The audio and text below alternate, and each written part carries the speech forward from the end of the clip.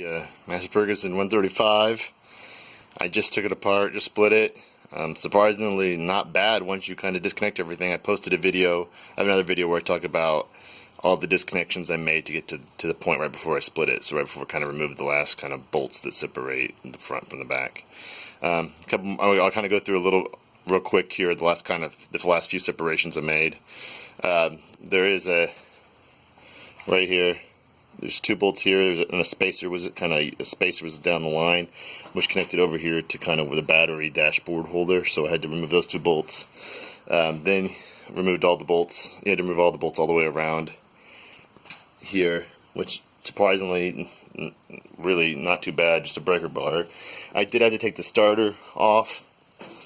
And here you can see the starter. I had to remove the starter because it actually bolts through to the other side. So I removed the starter, and I didn't want to have to disconnect all the wires. So I just I used the bungee cord to kind of hold it in place. Which, going back to the steering wheel, which when I was rolling it back was like, why can't I roll this very well? And that was the reason.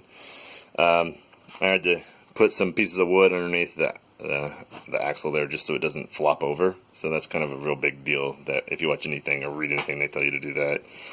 And then I used the jack to kind of roll it forward.